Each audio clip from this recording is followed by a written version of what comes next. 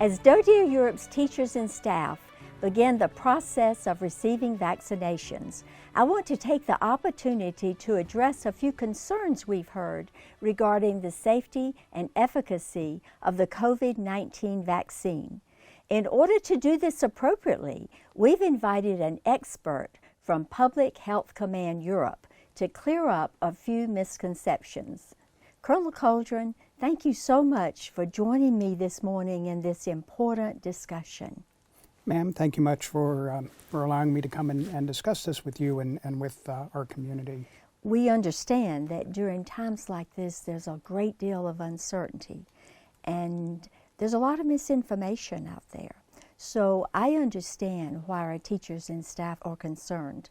So, Colonel, this morning, would you just begin by laying out sort of what a vaccine is, the usual vaccines that we're familiar with, and how the COVID-19 vaccine compares to the vaccines that we've been used to having? Absolutely. So all vaccines work by stimulating the body's immune system, first to recognize that it has been invaded by a foreign substance, by a virus, by a bacteria, and then mounting a response to that specific virus or bacteria. It does this by recognizing certain areas on that germ that are different from anything that the human body, that the individual has in their body. And then it mounts an antibody response to that. The COVID vaccine is a fascinating vaccine. It's not a new technology. It's been around for a good decade or so. And it's what's called an mRNA vaccine. mRNA is what your cells make to take your genetic code from your DNA to make a protein. Your cells take up this mRNA. It doesn't get incorporated into your genes. It doesn't turn you into, I've heard, we become a Frankenstein. Mm-hmm. Not at all. This RNA is just like any other messenger RNA your body produces. Your body sees it. It makes these spike proteins. The spike proteins go on to the muscle cells where it's been absorbed. And then your body begins to recognize how to make antibodies against that spike protein.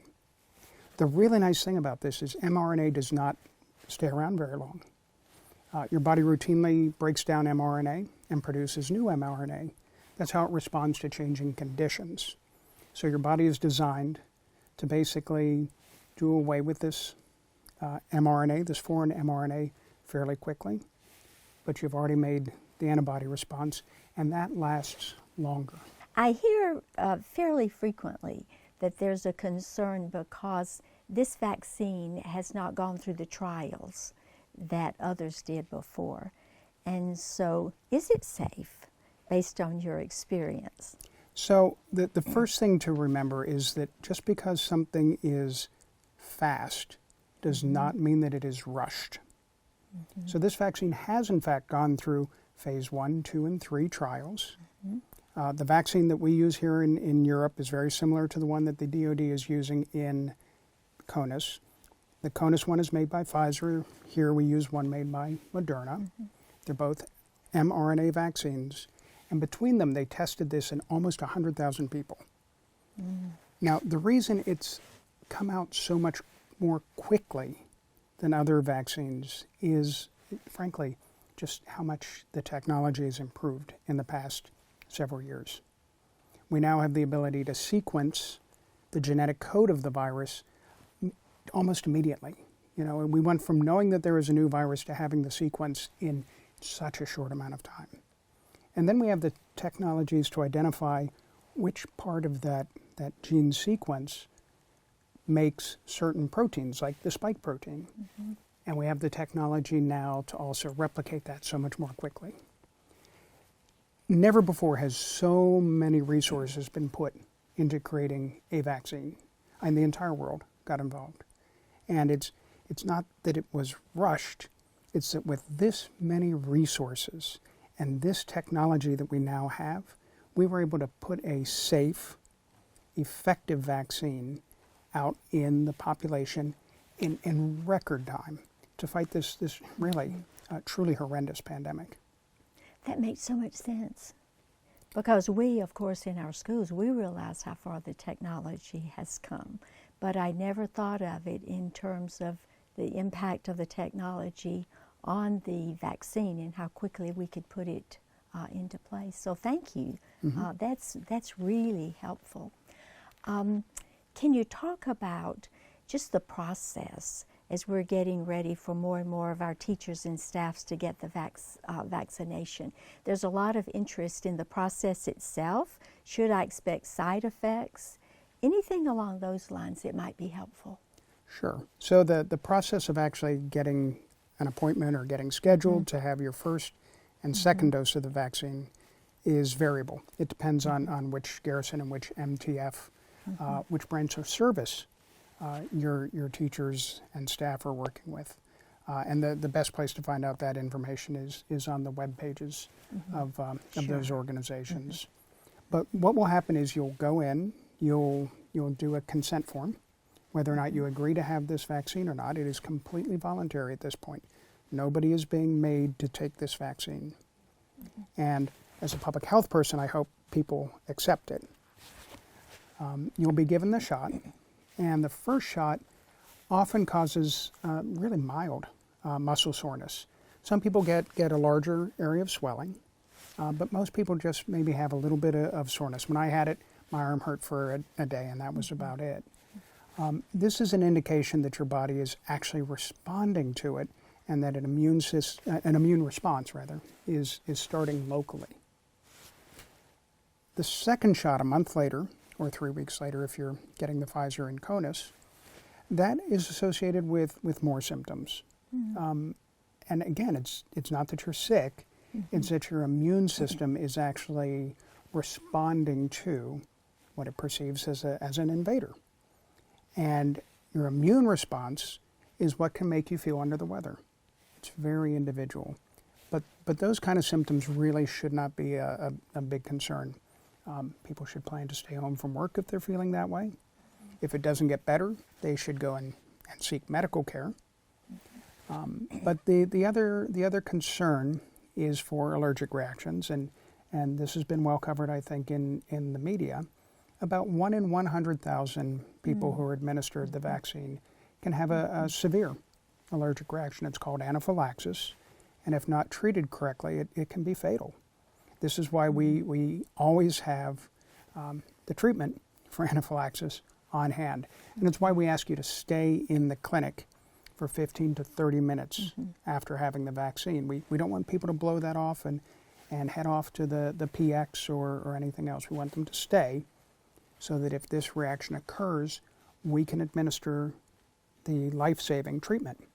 We're so grateful in DoDEA that our military has really prioritized DoDEA teachers and staff.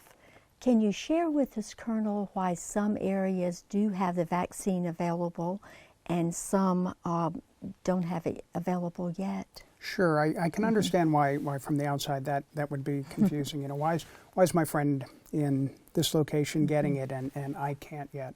And it really is a matter of supply. The vaccines come in multiple vial doses, multiple dose vials, and so just the way the ordering system works, sometimes there's more available just based on the number of people we anticipate. There's also been some issues from things even like the weather that have delayed vaccine delivery to some of our sites, and that's unfortunate, but it is the weather. It is confusing, and I can understand why people might be a bit concerned, but I can guarantee you the vaccine will be offered to every member of your staff. We recognize that educating our youth is one of the most important things we do as a society. And that's why your teachers and staff are prioritized, because we want to make sure you are able to continue that function safely for yourself and for your students. Thank you so much, Colonel. I know that's welcome news to all of our teachers and staff. We're just really excited about the opportunity, and we're very grateful for the opportunity. And finally, just one more question. Why is it so important that as many of us as possible do take the vaccination? So the purpose of this vaccination is twofold. So the first purpose of it is to protect those of us who are vulnerable. And that's why our teachers and vulnerable populations are actually vaccinated before the broader society. This vaccine is extremely effective at preventing serious illness and preventing symptomatic illness. And we know that it is the older folks, those with underlying conditions, who are most vulnerable to become extremely ill and in fact die. So it's critical that before anything else we get those people vaccinated and protected. Then there's the concept of herd immunity, and this has also been discussed in the news. And it has to do with if a certain percentage of your population is immune to a germ, a virus, a bacteria. If a certain percentage of your population is immune to that, there's really no ability of that virus or bacteria to spread through the community, because it keeps hitting people who are immune, and so it doesn't propagate. And in this way we can actually protect even those individuals who are unable for one reason or another to receive the vaccine by having enough of the population vaccinated. The other advantage of having a high percentage of the population vaccinated is by preventing the spread of the virus. It will also prevent the mutations that we hear so much about now. It'll prevent those from developing. If there's no virus spread, there's no creation of mutations. So it really is important that first we get our vulnerables taken care of and protected, and then we protect all of us from the spread of the virus and from the consequences of viral spread. Colonel Coldren, thank you. Thank you, ma'am. We really appreciate your joining me this morning. Transparency is so important, especially during times of great uncertainty when there's so much misinformation out there. And what you've shared this morning has just been extremely helpful, and we're so grateful.